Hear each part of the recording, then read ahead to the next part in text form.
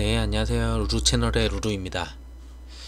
오늘 좀 설명드리려는 종목은 이제 미래에셋 벤처라는 회사고요. 미래에셋 벤처 투자죠. 사실상 미래에셋 벤처 투자라는 회사인데, 자, 이 종목을 왜 설명드리느냐? 여기는 이제 창투사예요. 창투사다 보니까 여러 기업에 돈을 이제 투자하고 뭐 나중에 이제 상장을 시키면은 이제 상장하면서 엑시트하고 뭐 투자에 대한 이익을 이제 얻고 뭐 이런 식이거든요.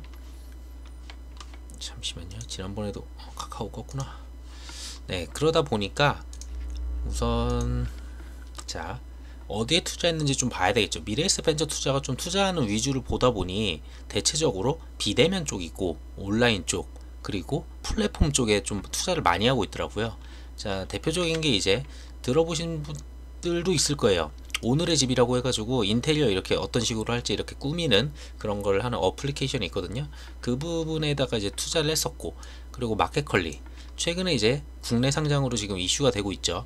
그리고 리디라고 해가지고 그 책 쪽인가 그런 걸로 알고 있고, 무신사라고 그 의류 플랫폼 패션 커머스 이쪽에다가 이제, 그리고 그 외에도 엄청나게 많아요. 뭐 궁금하신 분들은 좀 보시면 되는데 이 회사가 다 나오진 않더라고요. 보면은 자, 이게 이제 다트에 들어가게 되면은 얘네들이 어디 투자했는지 나오는데, 무신사나 이런 데 여러 군데 투자한 것들은 대부분 이런 식으로 투자 조합식으로 해서 진행이 됐을 것 같습니다. 지금 숫자로 안 나오거든요. 자, 이런 식으로 투자 조합으로 해서 지금 펀드 운영식으로 해서 투자를 하고 있고요. 그리고 어떤 부분들은 이렇게 직접 투자, 회사한테 이렇게 직접 투자를 하고 있습니다. 상장한 회사들도 있죠. 상장하고서 뭐 2020년도에 투자했고 뭐 이런 식으로 있는데, 보시면은 쭉 해서 뭐 비상장도 굉장히 많아요. 그러다 보니까 여기에 비상장에 없는 회사들도 있습니다. 그러니까 뉴스에는 있는데 여기 없다고 해서 없는 게 아니고, 이 안에 이제 좀 숨어 있다고 보시면 될 것 같아요. 이 펀드들 안에. 자, 그러고 이런 식으로 이제 투자를 했는데, 제가 지금 이 종목을 왜 보냐. 자, 미래에셋 벤처 투자가 마켓컬리와 무신사 투자를 했어요. 아까 말씀드렸죠. 자, 마켓컬리 지분을 확인하려고 했는데 지분 확인하기가 좀 쉽지가 않더라고요. 자, 근데 여기서 잘 찾아놨죠. 얘네들이 미래에셋 벤처 투자는 마켓컬리 지분의 2.4%를 확보하고 있다고 합니다. 대략 5조 원을 보고 있죠. 그리고 뭐 상장하면 7조 원이라고 얘기도 나오는데, 뭐 이거는 이렇게 되면은 더 큰 수익이 나겠죠. 단순 계산하면은 1200억이에요. 자, 그럼 이 회사 시총이 얼마인지를 봐야 되겠죠. 이 회사의 지금 현재 시총은 4000억입니다. 4000억인데 1200억의 지분을 얻을 수가 있습니다. 자, 이대로 그냥 엑시트만 해도 사실상 아까 봤던 모든 지분들 보시면은 웬만한 이런 시총을 넘어서는, 그리고 이슈가 되죠. 마켓컬리가 상장한다는 그 자체로만. 자, 우선은 그래서 2.4%를 확보하고 있다는 점. 자, 그리고 5조 원을 어떻게 선정을 했느냐 보시면은, 왜 이래. 자, 연매출이 이번에 마켓컬리가 지금 2020년도 기준으로 9,800억인가? 거의 뭐 한 1조 원 정도 돼요. 그러다 보니까 PSR 기준으로 해가지고 4에서 5배를 적용해서 한 5조 원이 될 거라고 봅니다. 그리고 앞전에 투자를 받았을 때 2.5조의 기업가치 기준으로 해가지고 투자를 받았기 때문에 그분들도 엑시트하기 위해서는 최소한 5조 원이 돼야 된다는 이야기가 굉장히 많아요. 그리고 상장을 하게 되면 7조 원이 된다는 이야기도 있습니다. 자, 그러다 보니까 이 정도의 가치는 뭐 거의 맞다라고 저는 봐요. 왜냐면 2.5조 기준으로 비상장 회사에다가 투자한 회사들이 창투사들이 굉장히 많았었거든요. 그래서 이것도 충분히 가능한 이야기다라고 확인이 되고요. 자, 그러면은 마켓컬리가 이슈가 언제 되느냐죠. 사실은 앞전에 해외 상장을 한다 이런 이슈들이 있었어요. 자, 해외 상장을 근데 지금 접고서 지금 국내 상장으로 돌렸죠. 그러면서 국내 상장 28일날 상장 주관사를 선정한다고 해요. 사실상 선정이 아니에요. 이거는 PT를 한 거예요. PT. 그 주관사들, 그러니까 증권사죠. 증권사들로부터 이제 PT를 받았어요. 여기 있네요. 뭐 공격적인 영업, KB에서는 대표이사가 직접 와서 플랜테이션을 했다고 합니다. 그래서 28일 날 이제 PT를 했으면은 PT 결과는 아직 안 나오겠죠, 당연히. 예전에 보시면은 다른 회사들도 PT 한다는 식으로 기사가 뜬 회사가 몇 개가 있어요. 근데 그거 찾아보려다가 헷갈려가지고 못 찾았는데, 자, PT를 하게 되면은 뭐 바로 나올 수도 있고 아니면은 PT 결과를 갖다가 뭐 분석을 하고 뭐 회사 내에서 조율을 한 다음에 고르겠죠. 그 다음에 주관사랑 이야기를 해보고 뭐 조율하고 그러고 이제 결과가 나오겠죠. 어디 주관사랑 이제 상장을 하겠다. 자, 그러면서 이제 상장 진행이 되죠. 그때부터 이제 기대감으로 이제 막 달리기 시작하겠죠. 주관사가 선정되면은 보통 상장 전에 보통 이렇게 기대감, 썰에 이렇게 한번 움직이고 그 다음에 주관사가 선정된 다음에 그 다음에 한번 좀 더 크게 움직입니다. 그 다음에 증권신고서를 제출을 하게 돼요. 이 기간이 언제인지 모르죠, 사실상. 근데 마켓컬리 같은 경우에는 지금 현재 자금이 굉장히 많이 필요한 상태로 제가 알고 있어요. 계속 적자 상태고 이러다 보니까 투자는 더 빨리 이루어져야 되는데, 그래서 계속 투자를 받아오면서 키웠던 기업이기 때문에 그 자금이 필요해서 상장을 하는 거고, 그래서 나스닥도 여기도 다 두들기다가 결국은 국내로 지금 빠르게 진행을 하고 있습니다. 이게 28일인데 좀 다른 기사를 보다 보니까 원래는 다음 달 초에 진행이 됐었어야 되는데 이것도 굉장히 빨리 진행된 것 같아요. 그러니까 마켓컬리 입장에서는 지금 상장이 급한 애예요. 그래서 주관사 선정 이후에 증권신고서 제출까지 긴 시간이 걸리진 않을 거라고 봅니다. 그리고 증권신고서를 제출하면은 그때부터 45일이죠. 자, 45일인데 이때까지 기대감으로 보통 오르고, 그리고 45일 동안 천천히 우상향을 하다가 자, 승인이 나면서 이제 또 크게 또 움직이겠죠. 그래서 아직 일정이 많아요, 마켓컬리만 가지고도. 자, 그래서 여기서 말씀드릴 거는 28일 날 자, PT를 한다 했었는데 여기 있네요. 마켓컬리는 오늘 28일, 이미 지났죠. 28일 증권사 프레젠테이션을 진행한 뒤에 상장사 뭐 대표 주관사를 이제 선정할 계획이다. 자, 이런 식이에요. 그래서 아직 계획이잖아요. 그러니까 지금 아직 결과가 안 나온 거예요. 지금 아무리 뉴스를 찾아도 어디로 주관사를 했다라는 뉴스가 없습니다. 근데 조만간 나올 거라고 좀 봐요. 그래서 그 전에 좀 투자를 해야 되지 않을까 싶긴 합니다. 그게 언제 나올지 모릅니다. 근데 상당히 지금 급한 와중이다 보니까 이쪽 기업 자체가, 자, 그래서 마켓컬리 관련으로는 충분히 가장 빠른 재료로 움직일 수 있다고 보고, 자, 앞전에 말씀드렸던 어디 갔어? 무신사가 있었죠. 무신사도 기업 가치가 굉장히 커요. 기업 가치가 굉장히 큰데 무신사의 지분을 확인하려고 하는데 얘도 역시 이게 비상장들은 지분 확인이 굉장히 어렵다 보니까 뉴스로 계속 추정을 해야 되는데 무신사 지분의 어느 정도인지 확인이 안 됐어요. 자, 근데 자, 무신사 지분이 있다고 얘기한 날, 이 날짜를 꼭 기억하세요. 지금 그 다음 페이지 가기 전에 4월 7일이에요 4월 7일날 무신사 지분이 있다고 얘기를 했어요. 자, 근데 어디 갔을까? 이때죠. 사실상 무신사 말고 미래에셋 투자가 투자한 회사가 의류 쪽에 또 있어요. 여러 군데 있겠지만 어디 갔을까? 여기 있죠. 스타일쉐어라는 회사예요. 스타일쉐어라는 회사가 있고, 자, 뭐 누적 금액은 이런 식으로 돼 있고 다 내용 필요 없고 이게 D에 들어갔을 텐데, 네, 시리즈 D에서 투자 유치를 할 때 총 250억 규모로 스타일쉐어의 시리즈 D예요. 그리고 규모는 250억 규모죠. 자, 투자를 진행을 했고 여기 들어간 회사가 미래에셋 벤처 투자예요. 자, 이러면서 사실상 미래에셋 벤처 투자는 스타일쉐어에 투자를 한 거예요. 이때 당시에는. 자, 그러면은 이때 이제 스타일쉐어에 투자를 했었는데, 자, 여기 보면은 스타일쉐어를 무신사가 인수를 해요. 자, 무신사가 스타일쉐어를 인수를 하게 됩니다. 100% 인수, 지분율 100%로 인수를 해요. 그러면은 스타일쉐어에 투자했던 그 투자자들이 있을 거 아니에요, FI들. 그분들의 지분을 받아요. 스타일쉐어 지분을 무신사가 받고 대신에 무신사 지분을 다시 주는 방식으로 그렇게 투자를 합니다. 저는 그래서 그 앞전에 무신사 지분이 있다고 한 그 뉴스의 날짜를 보라고 한 이유가, 아직 자, 18일 투자업계에 따르면 무신사는 스타일쉐어 경영권 인수를 추진 중입니다. 이때 추진 중인데 이 기사의 날짜는 5월 20일이죠. 5월에 지금 추진 중이라고 했어요.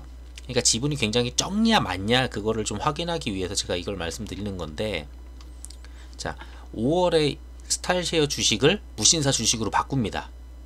근데 4월에 아까 기사 보셨죠? 4월에 무신사 지분 때문에 뭐 이제 주가가 올랐다라는 그런 기사가 있어요. 그러면은 무신사에 기존 투자가 있었고, 기존에 무신사에다가 투자를 한 적이 있었고, 그리고 스타일쉐어에서 가지고 있던 지분으로 이번에 수합 방식으로 무신사에 추가 투자가 된 거죠. 그러니까 이거는 지분이 꽤 될 거예요. 근데 무신사 지분을 가지고 있는 곳이 굉장히 많지가 않아요. 무신사 자체가 돈이 많다 보니까 자기 돈으로 그냥 인수를 하고 그런 식이다 보니 이게 투자를 많이 안 받았거든요. 보면은 마켓컬리랑 좀 달라요. 얘기가 마켓컬리는 여기저기 돈 빌리고 해가지고 계속 기업을 키웠던 방식이다 보면은 이쪽은 자기가 계속 돈을 벌면서 그 돈으로 큰 그런 기업이어서, 자, 해서 무신사 관련 주식이 가지고 있는 곳은 거의 없는데 꽤 많이 가지고 있을 거라는 추정이 됩니다. 그래서 자, 비율은 이거였어요. 9대 여기 나오나? 9치면 나올 것 같은데 여기 있네요. 자, 여기 보면은 유력하다 하잖아요. 진행이 안 된 거예요. 스타일쉐어 지분의 9.3주당 무신사 지분 1주를 받는 거예요. 자, 그래서 인수를 했느냐죠. 결국은. 자, 여기를 지금 품었어요. 스타일쉐어와 29cm를 갖다가 이제 얻었고, 자, 여기서 볼 내용은 이거예요. 3조라고 치면 나올 것 같은데, 자, 업계에서는 무신사가 3조 가치를 만들고 상장할 계획이라는 것은 공견한 사실이라고 얘기를 합니다.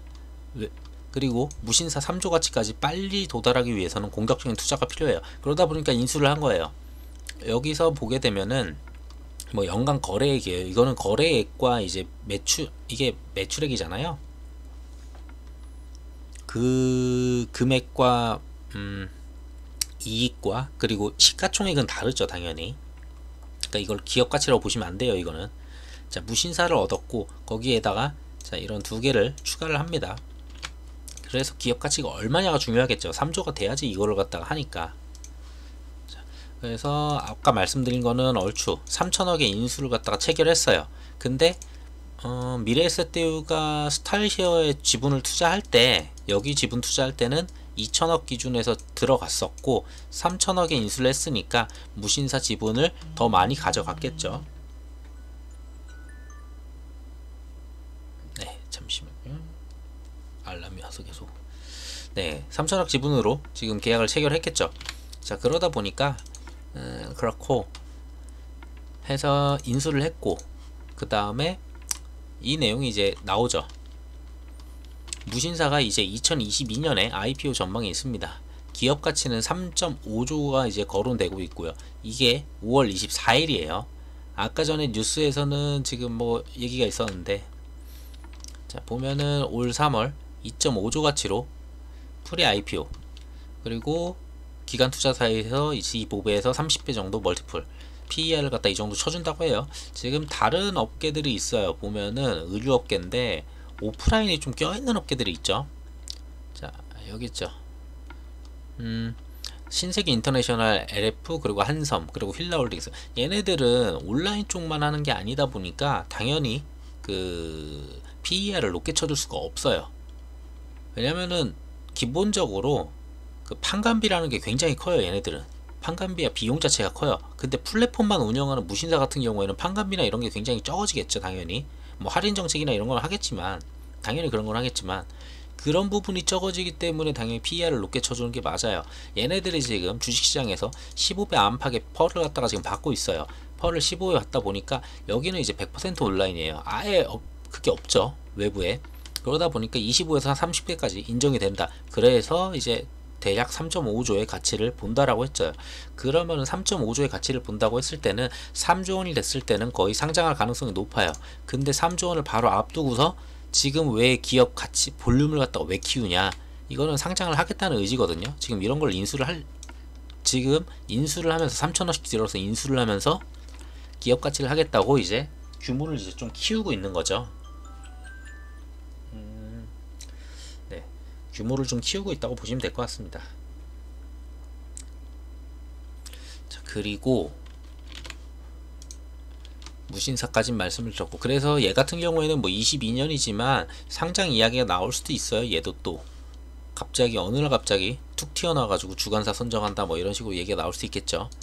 자, 그리고 보시면은 미래에셋 벤처 투자 그랩은 제가 DPC 말씀드리면서 많이 말씀을 드렸을 거예요. 그랩 2조 규모의 뭐 미국 나스닥 상장 소식에 강세를 이뤘다. 자, 근데 이거는 사실상 잘 보면은 이게 미래에셋 벤처 투자가 는 게 아닌 걸로 저는 보거든요. 그러면은 예, 미래에셋 대우 그쪽에서 넣은 걸로 아는데, 자, 미래에셋 금융그룹에서 이제 넣은 걸로 알아요. 해가지고 이 펀드를 통해 가지고 뭐 투자를 갖다가 네이버랑 같이 했다, 이런 부분이 있는데, 사실상 미래에셋 대우 그게 움직이기에는 시총이 너무 크다 보니까 좀 벤처 투자 쪽이 좀 움직이는 거 아닌가 싶습니다. 근데 움직일 땐 같이 움직여요. 뭐 어쨌든 간에 같은 뭐, 근데 지분으로 엮이진 않아요. 미래에셋 벤처 투자의 그 지배구조를 봤을 때 사실상 이게 그랩을 투자한 요 펀드가 큰다고 했을 때 얘한테 들어오는 이득은 사실상 0이긴 합니다. 근데 시장에서는 그렇지 않다는 거죠. 움직일 땐 그냥 움직이죠.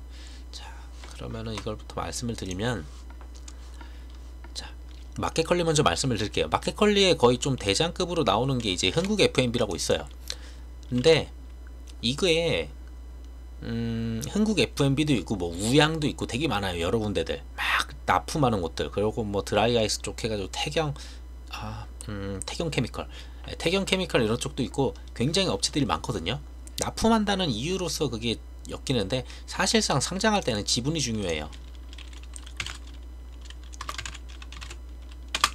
지금 SK 네트워크스가 한 2.2%, 뭐 2.4% 정도 거의 비슷하게 가지고 있어요. 그리고 미래에셋 벤처가 2.4% 아까 보셨듯이 그 정도 가지고 있죠. 자, 근데 SK 네트워크스는 지금 현재 시가총액이 1.5조죠. 1.5조에 달하고 있어요. 1.5조를 움직이기에는 그 지분율이 너무 낮다고 저는 봐요. 그래서 저는 이걸 아예 설명을 할 필요가 없다고 보고, 그러면은 마켓컬리 지분을 갖고 있는 유일한 곳이 그러면 미래에셋 벤처가 하나 남습니다. 그래서 얘 같은 경우에 마켓컬리가 움직일 때 좀 크게 움직였어요. 이게 앞쪽에서 이게 마켓컬리 때 움직였고, 이게 그랩 때 움직였었거든요. 이걸 보여드리면은, 그리고 최근의 움직임도 같이 볼게요. 우선 최근 움직임부터 보시면은, 자, 흥국 FMB 지금 보이실 거예요. 자, 이 모양을 딱 기억하시고, 지금, 자, 그러고 미래에셋 대우, 미래에셋 벤처, 예. 자, 지금 최근 들어서 그 28일날 이제 주간사 이제 PT를 받는다는 내용 때문에 그럼 주간사 선정이 곧 나오거든요. 언제쯤은 모르지만 뭐 일주일 될지 2주일 될지 한 달이 될지 뭐 그 안에 나오겠죠. 주간사 선정했다고. 자, 그러면서 이제 나오면 이제 터트리기 시작하니까, 그래서 얘네 둘이 지금 약간 싱크로가 돼가지고 같이 가고 있어요. 근데 SK 네트워크스는 그렇지가 않아요. 사실상 규모가 너무 커요. 시가총액 자체가. 그래서 얘네는 그냥 빼는 게 나아요. 그냥 빼버리는 게 낫고, 자, 그러면은 얘네는 마켓컬리에 움직이는 거는 맞다라는 게 확인이 되죠.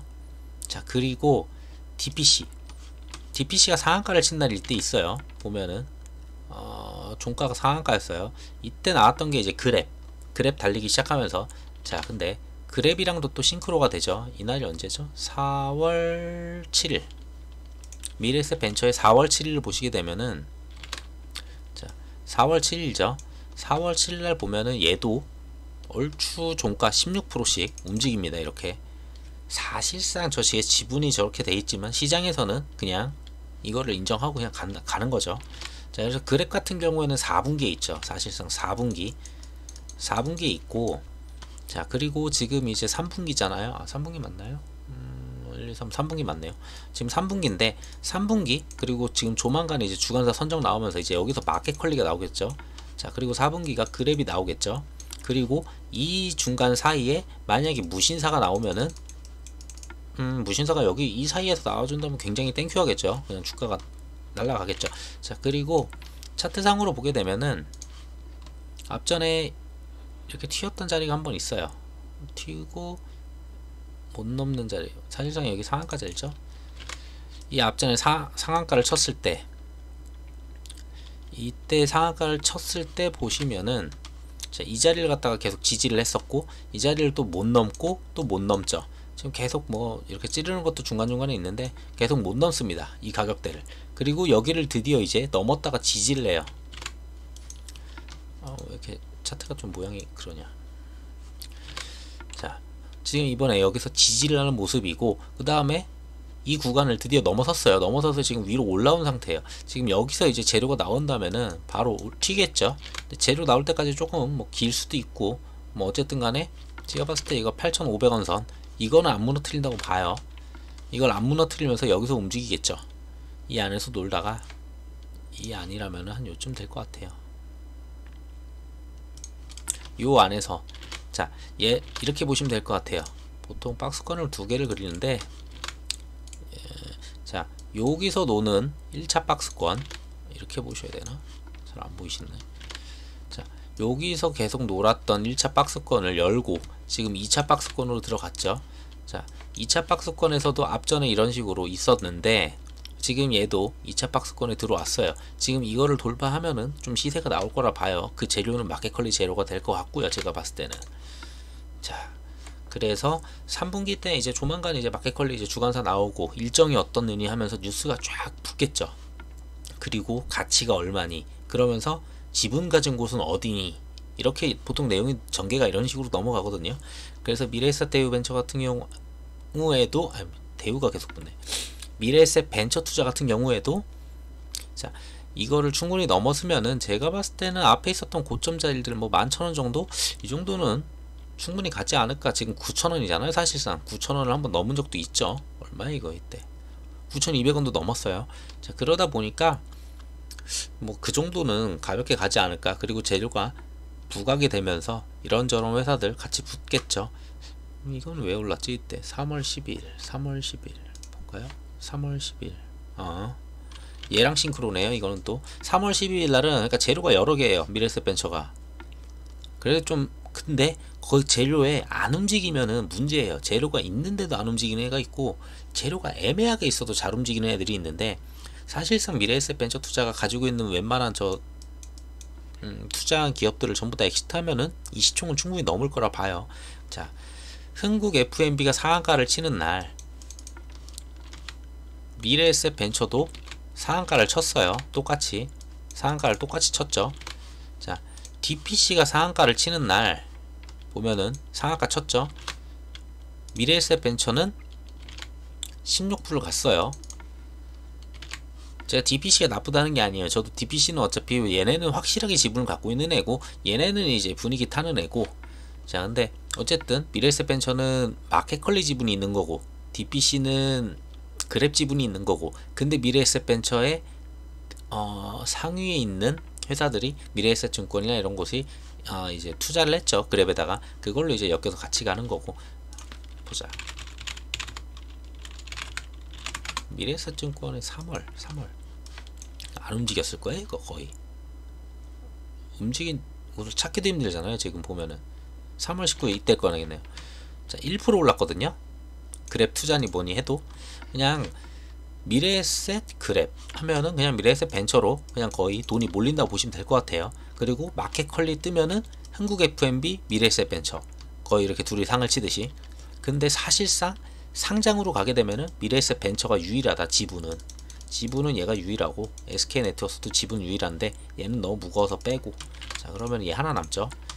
자, 그래서 얘가 지금 차트상도 지금 좀 올라오는 위치고, 지금 거래량이 이쪽이 너무 커가지고 이때 그랩 때 너무 컸어가지고 지금 여기가 거래량 이제 아직 제로가 안 나왔잖아요. 나오기 전인데 슬슬 거래량이 약간 붙어요. 지금 보면은 지금 최근 들어서 조금씩 붙기 시작하고, 그리고 매동을 보게 돼도 좀 매동이 좀 특이해요. 사모펀드와 갑자기 연기금이 막 들어오기 시작합니다. 그 전에 전혀 없다가 거기 기타 법인도 약간씩 들어와서 뭐 얘네는 단타 치는 것 같은데, 자, 이런 식으로 사모펀드가 들어오고 연기금이 들어온다는 거는 우선은 먹거리가 있고, 얘네가 들어온 자리가 9,000원, 8,800원 뭐 이쯤이죠. 거의 대량 들어온 게 여기 두 칸 9,000원, 8,800원. 그래서 9,000원을 넘지 않는 한에서 이거는 좀 매력적이지 않나 좀 보고 있고요. 대부분의 거래는 이제 개인과 외인의 핑퐁 주고받고 이런 식으로 거래가 좀 움직이고 있고, 개인이 시세 한번 줬다가 외인이 받아주고 뭐 이런 식으로 왔다 갔다 하는데, 그 사이에서 이런 식으로 얘네들이 한 번씩 더 들어오게 되면은 시세 분출이 나오겠죠, 당연히. 자, 그래서 최근 거래도 좀 붙고 모양이 지금 박스권을 살짝 돌파한 그런 위치다 보니까 좀 괜찮다 싶고, 그러고 마켓컬리 관련해 가지고도 종목을 하나 정도는 가지고 있지 않아야 할까 좀 싶습니다. 자, 그래서 오늘 영상은 이 정도로 좀 마치도록 하고요. 오늘 이제 금요일이거든요. 오늘도 좀 수익 많이 내시는 하루 되시길 바라겠습니다. 그리고 내용이 좀 좋았다고 보시면은 뭐 구독과 좋아요 부탁드릴게요. 감사합니다.